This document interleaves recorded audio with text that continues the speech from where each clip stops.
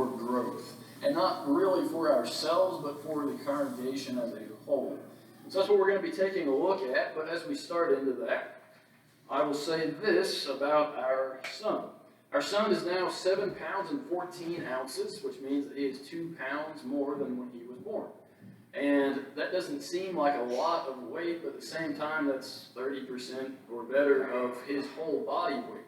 If we gained 30% of our body weight in a month, that would be very bad for us, but it would also, it wouldn't be the same as it is for a child when you expect and you want that kind of growth to take place. But for us on a spiritual level, the question is, how much have we grown in the last month?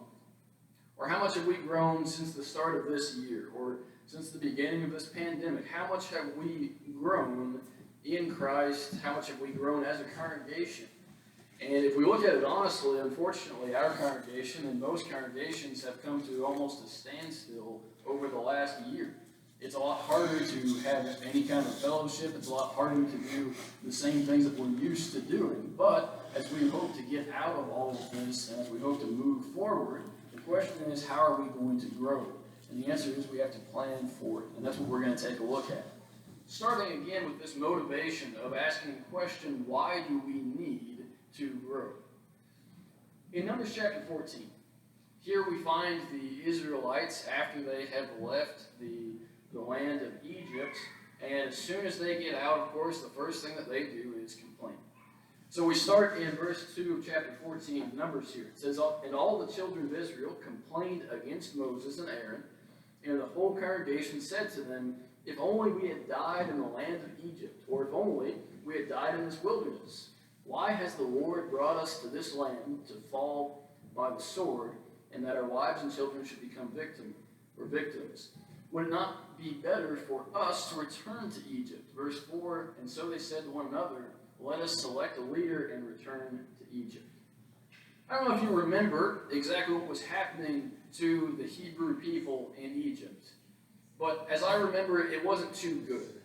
I think, if I'm not mistaken, that they were enslaved, and that most recently they had had their workload almost doubled, and besides that, all of their male children were being killed. And yet, the Israelites say, wouldn't we be better off if we went back to Egypt? Wouldn't that be better for us? Why would they want that?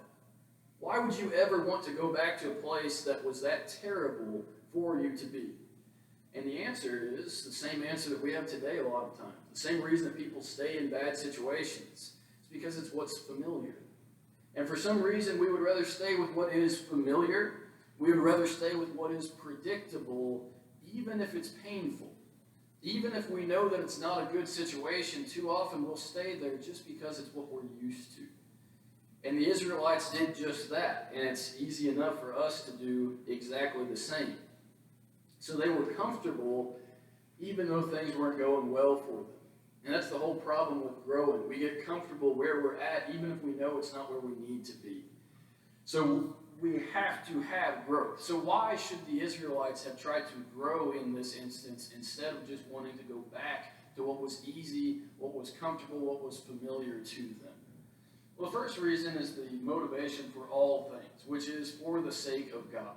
If you're going to grow, you can't grow just for your own purpose. You can't grow just because you want to. It won't happen. But if you want to grow because of God or for God, it can happen.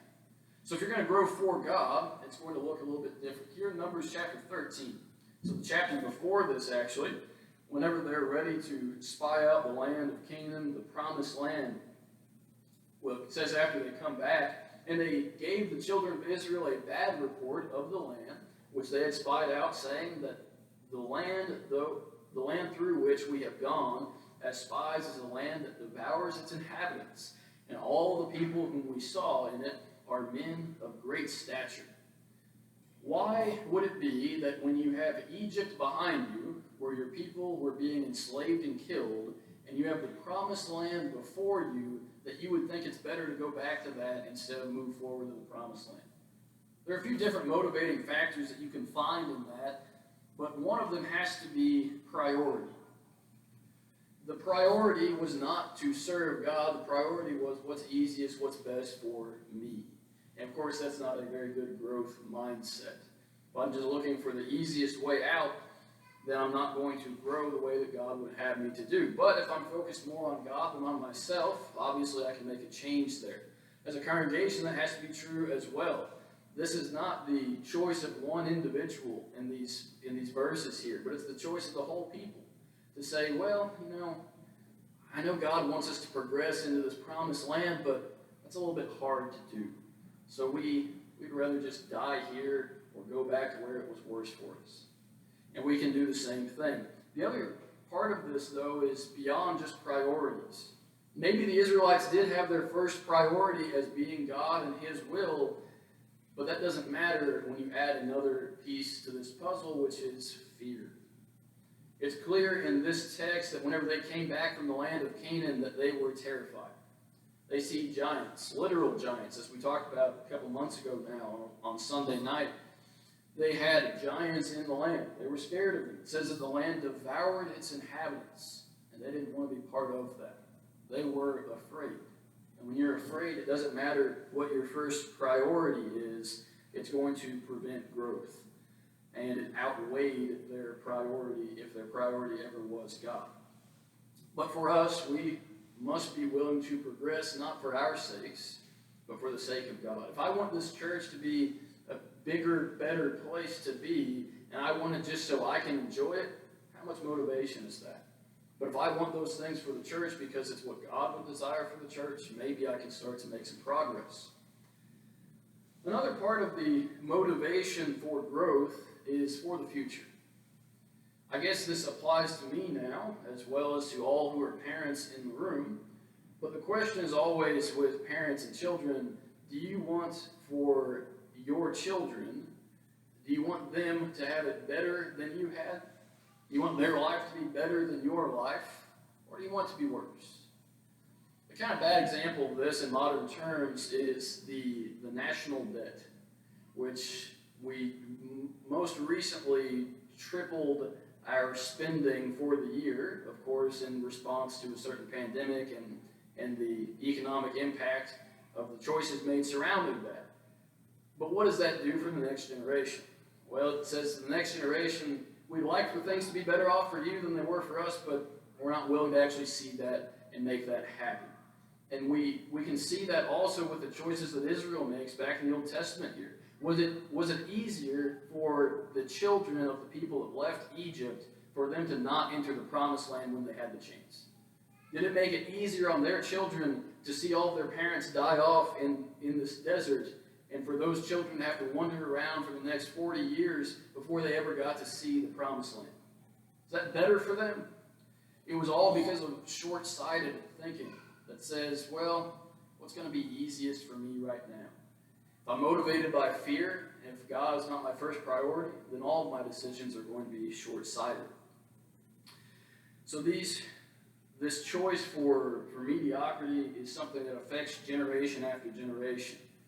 And you can apply that in your own life or for the church, but if I choose to let things sit as they are now, then I'm making it that much harder for the next generation to come after me.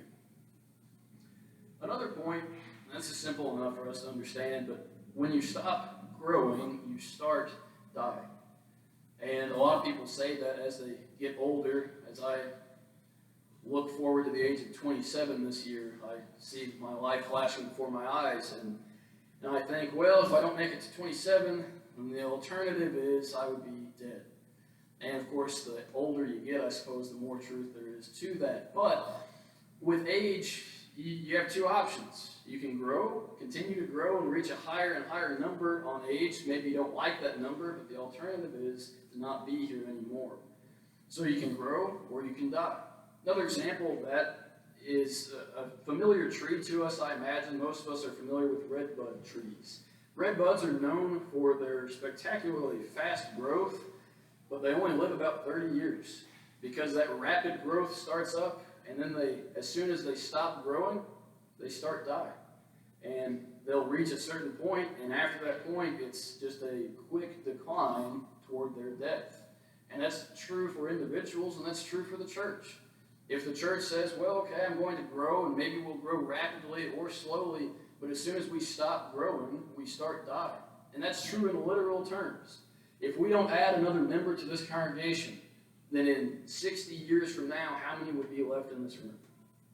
When we stop growing, we start dying. We can apply all of these things on an individual basis, but our goal is to apply them to a congregation, and to this congregation specifically. So we've established that we need to grow, but the question is, how do we do that? And we don't have all the answers to that, but there are some answers that are important answers that we'll give this morning as we answer this question of how do we grow. And fortunately, we can grow both as individuals and grow as the church all at the same time. Because when we grow, the church grows. And when the church grows, hopefully we will grow along with it. So how do we grow? Well, we'll start with this, which is kind of the opposite. But the question is, what prevents us from growing? What barriers get in our way to cause us as a congregation not to grow? And here are a few things. And these ideas specifically are not original to me. They're taken from a book on eldership that I read earlier this year. And these ideas for growth, or what prevents growth, can be seen in any organization. Whether that's a church, whether that's a school or a business. When these things happen, you either have growth or you don't. So the first thing that prevents growth would be laziness. That's easy enough, and it's challenging enough too. Why don't we grow? Why don't we grow in physical terms? Why don't we meet our goals? Because we're lazy, at least some of the time. And I mean that on an individual basis, at least to start out with. But we are lazy. We don't want to put in the effort that's required to make things better. But we can also be not lazy, but kind of the opposite, where we are busy. So busyness, not business, but busyness, staying busy all the time. I think that goes back to an issue of priorities as well.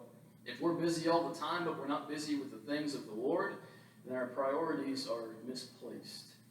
But if we're so busy in life that we don't have time for what happens right here, then we have a major priority issue, and we have a major growth issue, just not going to take place. A third thing, and we're going to talk more about this in just a minute, but a third problem for growth is when we, as individuals, try to do all of the work ourselves. What does that mean? It means, well, if I can do something in church and I want to take care of that thing, and I don't ever let anybody else have any hand in that, that doesn't help the church to grow. It doesn't help. In fact, it will hurt the church because nobody else learns or is trained to do anything. And if I die, if I'm not able to do that job anymore, it just doesn't get done. So instead, we have to form a different plan with that. We'll talk more about that. The fourth thing is trying to keep the status quo. That's not a bad thing. The status quo is good. It's good to be balanced and to keep things where you want to. But if that's the goal, if that becomes the goal to keep things as they are rather than to innovate, rather than to get better, if the goal is just not to rock the boat, if the goal is just to keep things stable and safe, then you start to get to that same mindset of Israel that says, well, you know where it was stable? It was terrible, but it was stable back in Egypt. So let's just stick with what we know, even if growth's not happening. A fifth thing is reacting to needs rather than planning to meet needs. Now, as a congregation, how does that happen? And not just here, but anywhere. How does that take place? If we say, for example, okay, well, so-and-so's either has to stop teaching for health reasons or they passed away, so we need a new teacher. Well, okay, we're going to have to find someone to fill that role.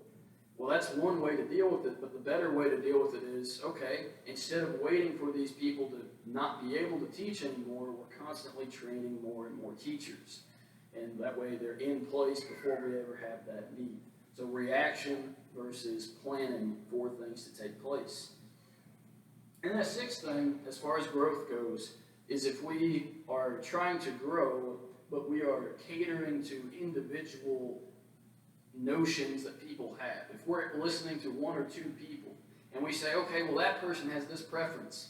Maybe it's not good for the whole congregation, but we don't want to offend that one person. Too often, what that does is it hurts the whole congregation to help the one. And it would be a lot more efficient for us to deal with the one individual that has an issue with something and help the whole congregation and help them at the same time. But the easy way, the the short-sighted ways to say, okay, well, they don't like that, so we'll stop doing it. Or they want that, so we'll start doing that, even if that's not what's best. A principle in growth, this is not original to me either. I've said it a couple times this year already, but it's important, and this is probably the most we'll talk about it at length, is this statement, which is kind of wordy, but organizational expansion always precedes numerical growth. What's that mean? If you envision a pyramid, not just a triangle, but a full pyramid, would it work if you start at the base with just one block and then you start to try to build up on top of that? It's not even the shape of a pyramid, but how stable would that structure be? And the answer is it can't be structurally sound. So if you want to add on to that pyramid, you're going to have to grow that first base level. You're going to have to expand it as far as it can go so that you can build more on top of it. Or you could say the same thing with a house as well. If you're going to add an addition onto your house, do you build a foundation for that addition first, or do you just build on and hope it stays up? So organizational growth is going to precede any growth in numbers of the church. We have to get more organized before we can get more people. So there's a lot to that, a lot that goes into that. But an example that we see with this is in Acts chapter 6. Acts chapter 6, starting in verse 2. You'll remember here there's a group of widows that the church is taking care of. And the burden has become so great that it's taking most of the leadership's time. In this case, the apostles. This would apply very well to elders today as well, though. It says, starting in verse 2, Then the 12 summoned the multitude of the disciples, as in they gathered the whole church together, and said, It is not desirable that we should leave the word of God and serve tables. Therefore, brethren, seek out from among you 7 men of good reputation, full of the Holy Spirit and wisdom, who we may appoint over this business. But we will give ourselves continually to prayer and to the ministry of the word. First thing here is that we see that the apostles, the leadership of the church at this point, has priorities. Their priority is the ministry of the word, as in spreading the message and prayer. And I think you could add to that planning as well, but they're saying we have something so important to do that we can't be caught up in just what happens in the day-to-day operations of the church. So, if we're going to grow as far as the leadership of the church goes, whether that be the apostles of the first century or elderships today, we have to grow from there first. If in this situation, the leadership of the church, if the apostles had said, okay, we see a need. The need is these widows need to be fed, they need to be taken care of.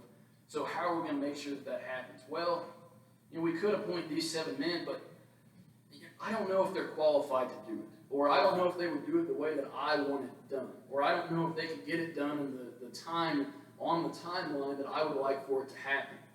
And so, because I want it to happen a certain way, I'm going to do it myself. What would happen? No time for prayer, no time for ministering the word to others. What happens to the church? The church doesn't grow. Why? Because the top says, well, if anything's going to get done, I'm going to be the one to do it, which doesn't leave time for the more important priorities, the most important things to get done. So, organizational growth has to take place, but it has to take place from the leadership, and it has to expand from there. It's always how it's going to be. With this, there are different forms of this organization that have to happen. There's planning that needs to happen, there's delegating, which we'll talk about in just a second, and there's training. There's training of the whole congregation. It's that whole equipping of the saints that we've been talking about this year. But in practical terms, that pyramid needs to start looking like the elders at the top. Well, you can put Christ at the very top, but as far as the local congregation goes, that second level has to be the elders, that third level is the deacons, and that fourth level is the members. And if the members aren't doing their part, or if the elders are stepping in and doing what the members should be doing, or what the deacons should be doing and they're neglecting, then what happens? Well, you just have an obelisk instead of a pyramid. You just have a tower that doesn't have the support that it needs. And in practical terms, again, that lowest level, those members, They are the ones that should be taking care of the daily things that need to happen. The deacons are the ones that should be taking care of those things that happen on a month-to-month basis. The elders are the ones that should be focused on the whole, the year-by-year plan, the 10 years into the future plan. They're the ones that have to have that kind of focus while everybody else does what has to happen for the church to grow. So what else do we see here? We see decentralization, which just means spreading things out from one point. So in Exodus chapter 18, another famous example here, the example of Jethro, Moses' father-in-law, giving him advice. Moses is completely overtaxed because the people come to him with every little issue that they have. And so his father-in-law gives him advice. It says, so Moses' father-in-law said to him, the thing that you do is not good. Both you and the people who are with you will surely wear yourselves out, for this thing is too much for you, and you are not able to perform it by yourself. Again, Moses is the leadership, and the leadership cannot and should not do everything. When they do, it says specifically here, it will wear you out, and it'll wear the people out. Everybody will be hurt if the leadership is the only one involved. And that's part of the planning for growth here is decentralizing. The other problem with this, if you remember how the story pans out, the suggestion is, instead of just having one man to answer everything, what you should do is have 70 men who are well qualified, just as the 7 men chosen in the situation that we looked at in Acts. They were very qualified for the role. But you should choose 70 men, and they will judge the lesser matters. Moses, you take care of the big stuff. And that works out for them, then that evolves in the Sanhedrin and everything. But those 70 men now have an opportunity. If Moses had said in this situation, well, that's true, I am a little burnt out on this, but at the same time, I don't think they'll judge the way that I would want them to. Or I don't know if they can handle that, I think I might need to. Then what do you end up with? Well, you end up with Moses still overtaxed, still overburdened, and you've robbed 70 men of the opportunity to serve God. That's the problem if we do not decentralize, if we don't delegate things. And that's true for elders, that's true for the preacher, that's true for the deacons, that's true for the Bible class teachers. If you say, oh, this is my Bible class, nobody else teaches it. If you say, well, as a deacon, this is my area of work. Or if I say as a preacher, I don't want anybody else preaching from this pulpit, then what happens? Everybody else is robbed of what they need, and the people doing the jobs are overworked. So decentralization has to happen. Next part of this, again, what we've talked about before in this year from Ephesians chapter 4, the equipping of the saints for ministry has to take place. Those 70 men chosen by Moses have to be trained on what they need to do. The 7 men chosen by the apostles need to be trained on how they'll take care of things. So there must be training that takes place in order for this ministry to happen. I'm going to give you another example. And this lesson has a lot of examples in it for some reason, but maybe they'll be helpful. If in any given congregation, it doesn't have to just be here, but you can apply it to here. But if in any given congregation of the Lord's church, the preacher, the elders, the Bible class teachers, and the deacons all died in a plane crash together. I know that's a gruesome way to think about it, but if they all died, who would step up? Who would be the next leaders? Who would be the next Bible class teachers? Would the church exist a year from that point? If you are not in a position to be one of those things, why not? If you don't do any of those roles, why not? Why can't you be part of that group? What do you need to do to move from here to there? This coming year, well, this year, not this coming year. In fact, hopefully next week we'll get a chance to actually start asking people about this. But we have actually it's pretty much complete now, but a program of work. A program of work that details all the things that the church needs to get done. And it's going to have the people that need to do it. And from there, we'll put all of the members into whatever places they need to be most effective for the church. Why aren't you part of that yet? I don't know. There's a lot of answers we could give for that. Why am I not involved? Why are we not more involved? Lots of answers we could give, but we won't have an excuse very soon. So get yourself ready to be equipped for ministry. A lot of work that will be involved in that, but it has to happen if the church is going to grow. Very often in churches, what you end up with are about a third of the congregation who are the core of the church, who are the faithful of the church that do most, if not all, of the work. If I'm trying to build a house, but I only have a foundation under 30% of the house isn't going to stand for very long. But if every member of the congregation is involved, they all make up that foundation, then the church can grow. Then it can expand. That's the whole idea here. So we can and should and need to get more involved. In practical terms, what does that mean? It means we need more people doing more things. It means that I need to be doing more things for the church. It means you need to be doing more things for the church. It means we need more elders. It means we need more deacons. It means we need more Bible class teachers. We need more people that preach from right here. We need more people that are involved in every area of the Lord's church. So what are you willing to do? What are you going to do? Think about that now before we get into the whole program of work, and hopefully we'll be able to implement that very quickly. What does this help? That's always a question that we want to ask. If we've spent an entire morning now talking about the planning for growth that has to happen for the church, if we do all this, if we implement a program of work, if we are able to grow our foundation, if we're able to get more people involved, how does that help us? How does that practically benefit the church? A few things. Number one, it frees up the leadership. That's what we've said this whole time. It frees up the leadership to be able to do the things that they need to do, not just the minutia of the daily task that the church has, but instead being able to plan out for the future, to be able to take care of spiritual matters rather than just physical matters. But it frees up the leadership. As another example of this, imagine if the President of the United States, whoever the president is at the time, if every 10 years they had to go and door knock for the census. Will that make sense? Does it make sense for the president to be the one that goes and records information for the census? What would get done? The president would have to spend all 4 years in office just to cover one state, perhaps. But instead, the president takes care of what the president needs to take care of, and other people take care of what's lower than that. And it has to be that kind of system, that pyramid shape, if the church is going to expand. Second thing it does is it involves members. That's the whole point of Christianity.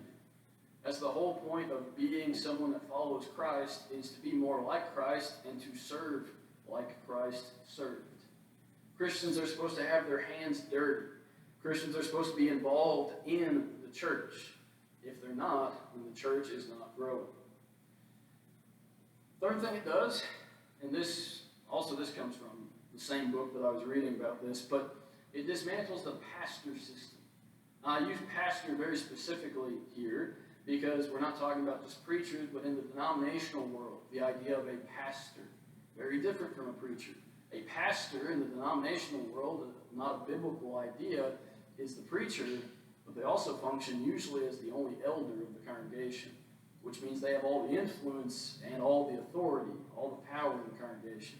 It also means they have all the responsibility. Too often in the church, and I can say this for myself before I was ever a preacher, but too often we look to a couple elders, a few Bible class teachers, and the preacher, and we say, well, they'll do the work. They'll make sure the church does what's supposed to.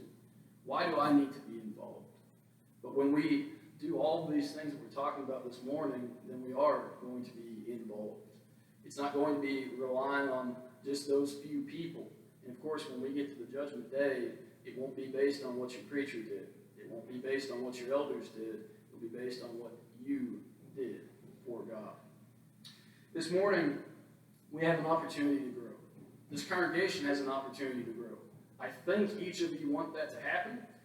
I think that we all want that to happen. The question is, what are we willing to do to make that happen?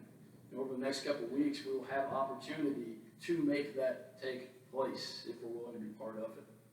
This morning, if you need to grow individually, the way to start that is to become a child of God. It's always the thing to do. It's always the best way for us to grow. This morning, if you need to grow in any other way, if you're already a child of God and you need to grow in Christ, we have opportunities. And over the next couple of weeks, like we say, there will be more and more opportunity for you to be involved. Start planning for yourself. What can I do? What do I want to do to be a bigger part of this church, to help it grow in every way? If there's anything we can do to help you this morning, if there's anything the church can do for you, we ask that you come now as we stand and as we sing.